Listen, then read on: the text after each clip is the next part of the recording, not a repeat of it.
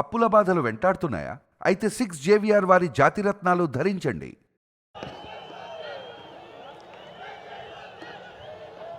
జై తెలుగుదేశం, జై తెలుగుదేశం. వేదికమైనున్న గౌరవ జాతీయ పార్టీ అధ్యక్షులు చంద్రబాబు నాయుడు గారికి, రాష్ట్ర పార్టీ అధ్యక్షులు పల్లా శ్రీనన్నకి, 1982 బ్యాచ్ సీనియర్ నాయకుల దగ్గర నుంచి 20-25 జూనియర్ బ్యాచ్ల వరకు ఈ సమావేశానికి పెద్ద ఎత్తున వచ్చేసిన ప్రజలకు, నాకు ప్రాణ సమానమైన తెలుగుదేశం పార్టీ కార్యకర్తలకు మీ అందరికీ నా హృదయపూర్వక నమస్కారం. తిరుమల తొలి గడప దేవుని గడప, ఒంటిమిట్ట రామస్వామి ఆలయం, ఆమీన్ పీర్ దర్గా, మరియాపురం చర్చ్ ఉన్న పుణ్యభూమి ఈ గడప. పౌరుషం, ఆత్మీయత, మహిళల్ని గౌరవిస్తాం నేర్చుకోవాల్సిన గొప్ప గడప ఈ కడప. మాస్ జాత్ర మహానాడు అదిరిపోయింది. పౌరుషాల గడ్డపై పసుపు జెండా రెపరెపలాడుతుంది. దేవుని గడప కడపలో పసుపు పండగ నిర్వహిస్తాం. నా అదృష్టంగా నేను భావిస్తున్నా. 2024లో మాస్ విక్టరీ మనందరం చూసాం, చరిత్ర కూడా తిరిగి రాశాం. 94% స్ట్రైక్ రేట్, అంటే 175 నియోజకవర్గాల్లో 164 స్థానాలు మన కైవసం చేసుకున్నాం. ఇది ఒక రికార్డు కాదు, ఆల్ టైమ్ రికార్డ్ అని సభాముఖం మీకు తెలుపుతున్నా. ఇది తెలుగుదేశం పార్టీ కార్యకర్తల నాటు దెబ్బ. జెండా బీకేస్తా అన్నారు, వాళ్ళు ఇప్పుడు పార్టీ కార్యాలయానికి టూలెట్ బోటు పెట్టుకుని పారిపోయే పరిస్థితి. పార్టీ లేకుండా చేస్తా అన్నారు, అడ్రస్ లేకుండా పోయే పరిస్థితి. వై నాట్ 175 అన్నారు, ప్రజలు ప్రతిపక్ష హోదా కూడా ఇవ్వని పరిస్థితి. మన బొమ్మలు పెట్టి బాక్సింగ్ చేశారు, ప్రజలే ఇప్పుడు ఫుట్బాల్ ఆడుకునే పరిస్థితి. ఏ తప్పు చేయని మన అధినేత చంద్రబాబు నాయుడు గారు బంధించారు. ప్రజలు ఏకంగా ఆ నాయకుడిని ప్యాలెస్లో పెట్టి తాళాలేసి లాక్ చేసే పరిస్థితి. మన నాయకులు ట్రెండ్ ఫాలో అవ్వరు, ట్రెండ్ సెట్ చేస్తారు. సినిమా స్క్రీన్ అయినా, పొలిటికల్ స్క్రీన్ అయినా ఆయన ఒక లెజెండ్. ఆయన పేరేంటి? విశ్వవిఖ్యాత నట సార్వభౌమ స్వర్గశ్రీ నందమూరి తారక రామారావు గారు. ఎన్టీఆర్ అంటే 3 అక్షరాలు కాదు, ఎన్టీఆర్ అంటేనే ఒక ప్రభంజనం. ఆయనే రాముడు, ఆయనే కృష్ణుడు, ఆయనే భీముడు, ఆయనే అర్జునుడు, ఆయనే కర్ణుడు, ఆయనే ప్రజల గుండెల్లో దేవుడు. పార్టీ పెట్టిన 9 నెలల్లో అధికారంలోకి రావటం ఒక చరిత్ర. దేశానికి సంక్షేమం అనే పదాన్ని పరిచయం చేసిన వ్యక్తి అన్న ఎన్టీఆర్. 2 రూపాయలకే కిలో బియ్యం, 50 రూపాయలకి హార్స్ పవర్ విద్యుత్, జంతా వస్త్రాలు, పక్కా ఇల్లు, గురుకుల పాఠశాలలు, మధ్యాహ్న భోజనం, ఇట్లా చెప్పుకుంటే రోజంతా పడుతుంది. అన్న ఎన్టీఆర్ చేసిన సంక్షేమ కార్యక్రమాలు చెప్పేదానికి. సంక్షేమంలోనే అన్న ఎన్టీఆర్ ఒక బ్రాండ్. ఇంకా తెలుగువారు ప్రపంచం మొత్తంలో పెద్ద పీట వేసింది మన బ్రాండ్ సిబిఎన్. సిబిఎన్ అంటే డెవలప్మెంట్, సిబిఎన్ అంటే సంక్షేమం, సిబిఎన్ అంటే మనందరి ధైర్యం. అప్పుడు ఐటీ, ఇప్పుడు ఏఐ, అప్పుడు హైటెక్ సిటీ, ఇప్పుడు క్వాంటమ్ వ్యాలీ, అప్పుడు సైబరాబాద్, ఇప్పుడు అమరావతి. చాలని 200 రూపాయల పెన్షన్ని 2000 రూపాయలు పెంచారు. ఇప్పుడు భారతదేశంలో ఏ రాష్ట్రం ఇవ్వని విధంగా 4000 రూపాయల పెన్షన్ మన చంద్రన్న అందిస్తున్నారు. అన్న క్యాంటీన్, డ్వాక్రా, దీపం, పేదల చిరునవ్వు మన నాయకుడు చంద్రబాబు నాయుడు గారు. మనకి ప్రతిపక్షం కొత్త కాదు, మనకి అధికారం కొత్త కాదు. 2019 నుంచి 24 వరకు విధ్వంస పాలన మనందరం చూసాం. ప్రశ్నిస్తే కేసులు, నా పైన కూడా 23 కేసులు పెట్టారు. పోరాడితే ఏకంగా అరెస్ట్ చేశారు. వేదిక మీద ఉన్న చాలా మంది నాయకుల్ని ఆనాడు అరెస్ట్ చేశారు. ఎన్ని ఇబ్బందులున్నా ఎన్ని కేసులు పెట్టినా మనం ఆనాడు ఒకే డైలాగ్ చెప్పాం. ఏంటది? ఆ డైలాగ్ ఏంటి? తగ్గేదే లేదు.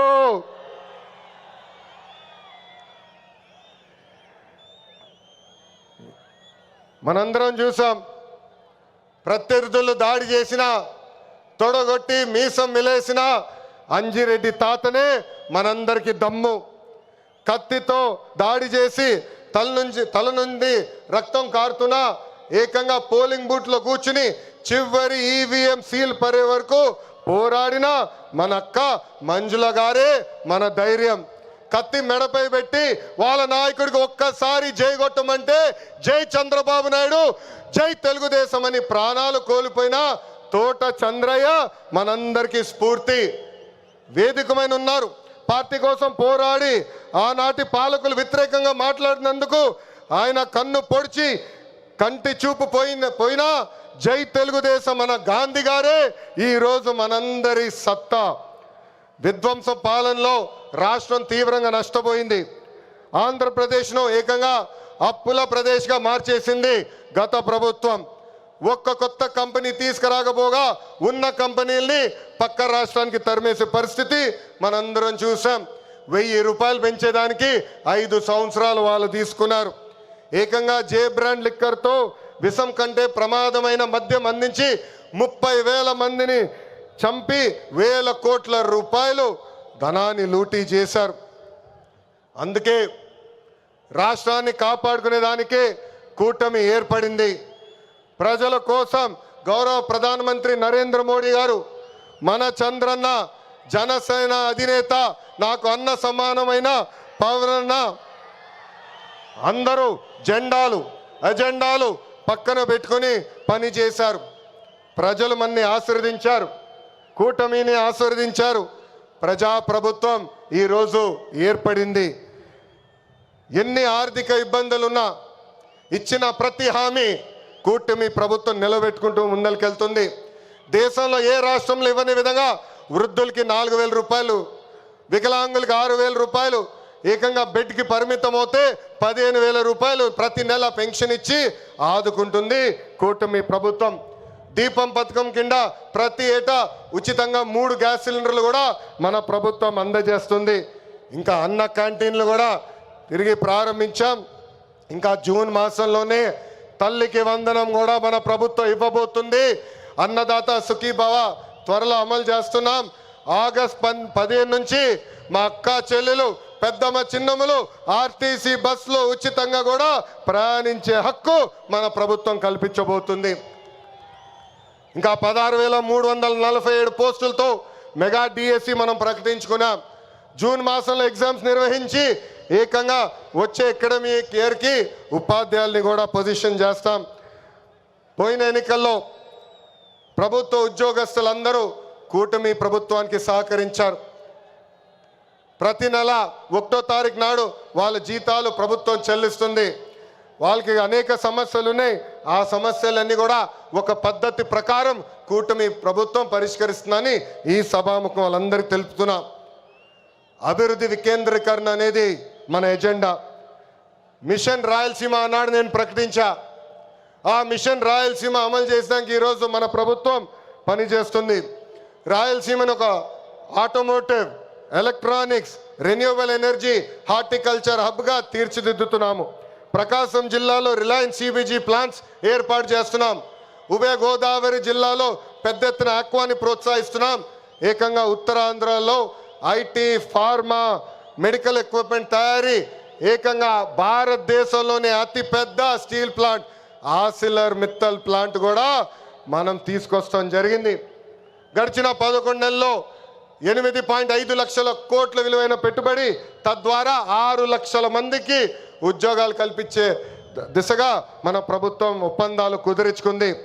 ఇంకా తెలుగుదేశం పార్టీలో మా కార్యకర్తలే అధినేత. దేశంలో ఏ పార్టీ ఇవ్వని గౌరవం తెలుగుదేశం పార్టీ కార్యకర్తలకి ఇస్తుంది. దేశంలో ఏ పార్టీకి 1 కోటి మంది సభ్యులు లేరు. అదే మన పసుపు జెండా పవర్. అదే ఈ పసుపు సైన్యం పవర్. సభ్యత్వంలో కూడా ఎవరు మన రికార్డు బద్దలగొట్టే పరిస్థితుల్లో లేరు. ఈరోజు 5 లక్షల ప్రమాద బీమా అందిస్తున్నాం. ఫ్యాక్షన్లో ఎవరైనా చనిపోతే వాళ్ళ బిడ్డల ఫ్యాక్షన్లోకి వెళ్లకుండా ఎన్టీఆర్ మోడల్ స్కూల్లో మన నాయకుడు చంద్రబాబు నాయుడు గారు ఈరోజు చదివిస్తాం జరుగుతుంది. విద్య, వైద్యం, స్వయం ఉపాధి ఇలా 140 కోట్ల రూపాయలు కేవలం కార్యకర్తల సంక్షేమం కోసం ఖర్చు పెట్టిన పార్టీ తెలుగుదేశం పార్టీ. నేను స్వయంగా వైసీపీ హయాంలో ఇబ్బంది పడిన కుటుంబాలని కలుస్తున్నా. ఒక్కొక్కరిని కలిసి వాళ్ళకైనా సమస్యలు ఉంటే మేము పరిష్కరిస్తున్నాం. అంతేకాదు మన అధినేత చంద్రబాబు నాయుడు గారు కానీ నేను జిల్లాకు వచ్చినప్పుడు ప్రభుత్వ కార్యక్రమానికి వెళ్ళే ముందల ఆనాడు మేము ఇచ్చిన హామీ మేరకు ముందల ఉత్తమ కార్యకర్తలు కలిసిన తర్వాతనే ప్రభుత్వ కార్యక్రమాలకి మేము వెళ్తాం జరుగుతుంది. నేను సీనియర్ని జూనియర్ని సమానం గౌరవిస్తా, కానీ పనిచేసే వాళ్ళని ప్రోత్సహిస్తా. ప్రతి కార్యక్రమంలో కార్యకర్తలు భాగస్వామ్యం అవ్వాలి, కలిసికట్టుగా పనిచేయాలి. మన చేస్తున్న సంక్షేమ అభివృద్ధి కార్యక్రమాలు ప్రజల్లోకి తీసుకురావాల్సిన అవసరం చాలా చాలా ఉంది. ఇక్కడున్న ఎంతోమంది మన అధ్యక్షుడు వారు చంద్రబాబు నాయుడు గారిని కలిశారు, నన్ను కూడా కలిశారు. పాదయాత్రలో లక్షలాది మంది నాతో ఏకంగా ఫోటోలు దిగారు. ఈ సభాముఖంగా వైకాపా కార్యకర్తలు ఆలోచించమంటున్నా, ఏనాడైనా మీ నాయకుడు మిమ్మల్ని కలిశాడా? ఏనాడైనా మీ నాయకుడు మీతో ఫోటో దిగారా? అధికారంలో ఎందుకో ఇప్పుడు ప్రతిపక్షంలో కూడా తాడేపల్లి కొంపకెళ్తే no entry, palace doors closed అని చెప్పే పరిస్థితికి వచ్చారు. గౌరవ ముఖ్యమంత్రి చంద్రబాబు నాయుడు గారు, గౌరవ ఉప ముఖ్యమంత్రి పవన్ అన్న కలిసి రాష్ట్రాన్ని అన్ని రకాలుగా అభివృద్ధి చేస్తున్నారు. గౌరవ ప్రధానమంత్రి గారు రాష్ట్రానికి పూర్తిగా సహకారం అందిస్తున్నారు. ఏకంగా ఆంధ్ర రాష్ట్ర ప్రజలు కోరిన అన్ని కోరికలు ఈరోజు గౌరవ ప్రధానమంత్రి గారు తీర్చుతున్నారు. దానికి కారణం ఒకటే, మొన్న జరిగిన ఎన్నికల్లో 25 స్థానాల్లో ఎప్పుడైతే కూటమి పార్లమెంట్ 25 స్థానాల్లో కూటమి ఎప్పుడైతే 21 స్థానాలు గెలిచిందో, ఎస్ ఆంధ్ర రాష్ట్రం ఇప్పుడు ఎన్డీఏ వెనకుంది, ఆంధ్ర రాష్ట్రం ఎన్డీఏకి కట్టుబడి ఉంది. అందుకే ఆంధ్ర రాష్ట్రానికి నేను అన్నీ చేస్తానని అడుగు వేశారు మన గౌరవ ప్రధానమంత్రి నరేంద్ర మోడీ గారు. ఇప్పుడు మనం చేయాల్సింది ఒకటి ఉంది, ప్రజలకు దగ్గర అవ్వాలి. అహంకారం, ఈగో పక్కన పెట్టుకోవాలి. అహంకారం ఉంటే ఏమవుతుందో మనందరం చూసాం. 151 సీట్లు ఏమైంది? 151 సీట్లు ఏమైంది? 11 అయ్యాయి. అందుకే నేలపై ఉండాలి, ప్రజలకు సేవ చేయాలి. అధికారంలో ఉన్న ప్రతిపక్షంలో ఉన్నట్టు మనం అందరం వ్యవహరించాలి. చిన్న కుటుంబంలోనే సమస్యలు ఉంటాయి. 3 పార్టీలు కలిసినప్పుడు చిన్న సమస్యలు రావటం సహజమే. ఈగోలు పక్కన పెట్టండి, అందరం కలిసి పనిచేద్దాం. విడాకులు, మిస్ఫైర్లు, క్రాస్ ఫైర్లు ఎట్టి పరిస్థితుల్లో జరిగేదానికి లేదని ఈ సభాముఖ కార్యకర్తలందరికీ నేను తెలుపుతున్నా. ఈ మహానాడు వేదికగా ఒక ముఖ్యమైన విషయం ఆంధ్ర రాష్ట్ర ప్రజలకి నేను చెప్పదలుచుకున్నా. ప్రభుత్వ కొనసాగింపు చాలా చాలా అవసరం. ఒక రాష్ట్రం అభివృద్ధి చెందాలంటే ప్రభుత్వం కొనసాగించాల్సిన అవసరం చాలా ముఖ్యం. 2014లో కట్టుబట్టలతో మన ప్రయాణం ప్రారంభించాం. 2014 నుంచి 19 వరకు సంక్షేమ అభివృద్ధి జోడి ఎద్దుల బండిలాగా మనం నడిపించాం. 2019లో విధ్వంస పాలన వచ్చింది, విధ్వంస ప్రభుత్వం వచ్చింది, ఒక సైకో ముఖ్యమంత్రి అయ్యాడు. దానివల్ల ఆంధ్ర రాష్ట్రం 30 సంవత్సరాలు వెనక్కిపోయింది. ఆంధ్ర రాష్ట్రం చాలా ఇబ్బంది పడింది. ఒక్కసారి ఆంధ్ర రాష్ట్ర ప్రజలు ఆలోచించాలా. గుజరాత్లో బీజేపీ వరుసగా 7 సార్లు గెలిచింది. ప్రభుత్వ కొనసాగింపు వల్ల ఈరోజు గుజరాత్లో అన్ని రంగాల్లో వాళ్ళు అగ్రస్థానంలో ఉన్నారు. అంతెందుకు, మొన్నటి వరకు మన వెనకాల ఉన్న ఒరిస్సా రాష్ట్రంలో కూడా బిజు జనతాదళ్ వరుసగా 5 సార్లు గెలిచింది. ప్రభుత్వ కొనసాగింపు వలన వాళ్ళు కూడా కొన్ని రంగాల్లో ఆంధ్ర రాష్ట్రాన్ని దాటి ముందరికెళ్ళే పరిస్థితి. ఉమ్మడి రాష్ట్రంలో తెలుగుదేశం పార్టీ ఒకసారి వరుసగా గెలిచింది. మనందరం చూసాం ఆనాడు ఆంధ్ర రాష్ట్రం ఎలా అభివృద్ధి చెందిందో. అందుకే ప్రభుత్వ కొనసాగింపు చాలా చాలా ముఖ్యం. దీని గురించి రాష్ట్ర ప్రజలు అందరికీ తెలియజేయాల్సిన బాధ్యత ప్రతి పసుపు సైనికుడి పైన ఉందని ఈ సభాముఖంగా కోరుకుంటున్నా. ప్రభుత్వ కొనసాగింపు ఉంటేనే పెట్టుబడులు వస్తాయి. పెట్టుబడులు వస్తేనే నిరుద్యోగ యువకులకి పెద్ద ఎత్తున ఉద్యోగాలు కల్పించే అవకాశం మనందరికీ తక్కుతుంది. నేను ఈరోజు దేవుని గడప సాక్షిగా రాయలసీమ ప్రజల్ని కొన్ని ప్రశ్నలు అడగాలనుకుంటున్నా. రెడీనా? రెడీనా? తల్లిని చెల్లిని మెడబట్టుకుని బయటికి గంటేసింది ఎవరు? ఎవరు? సొంత బాబాయిని లేపేసింది ఎవరు? జే బ్రాండ్లు అమ్మి పేదల రక్తం దాగింది ఎవరు? బల్ల కింద ఉన్న ఎర్ర బటన్ నొక్కి ప్రజల్ని బాధింది ఎవరు? అందరూ ఎర్ర బుక్కు అని ఏడుస్తున్నారు. ఎందుకయ్యా అంత ఏడుపు? నేను ఆనాడు చెప్పింది ఏంటి? ఎవరైతే చట్టాన్ని ఉల్లంఘించి ప్రజల్ని కార్యకర్తలు ఇబ్బంది పెట్టారో చట్టపరంగా వాళ్ళపైన యాక్షన్ తీసుకుంటానని నేను చెప్పా.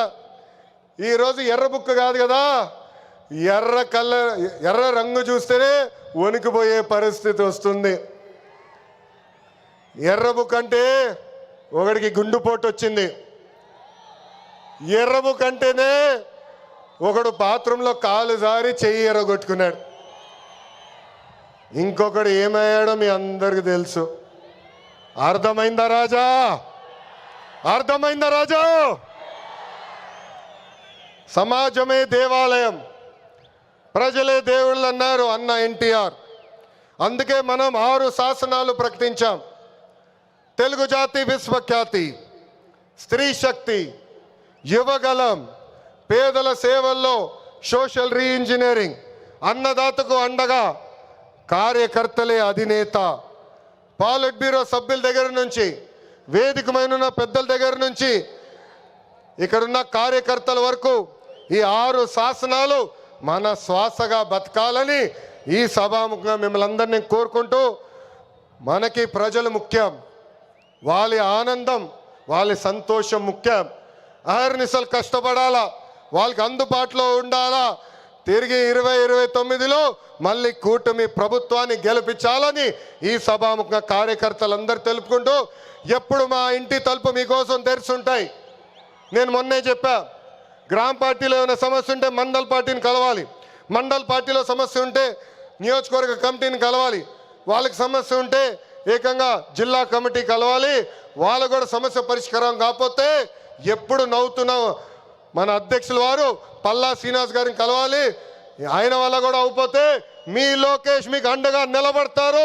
మీ సమస్య పరిష్కరించే బాధ్యత నేను తీసుకుంటానని పసుపు సైన్యానికి ఈ సభాముఖంగా నేను హామీ ఇస్తూ, ఈరోజు గౌరవ ముఖ్యమంత్రి గారు చంద్రబాబు నాయుడు గారు వేదిక పైన వచ్చినప్పుడు ఒక పాట పెట్టారు.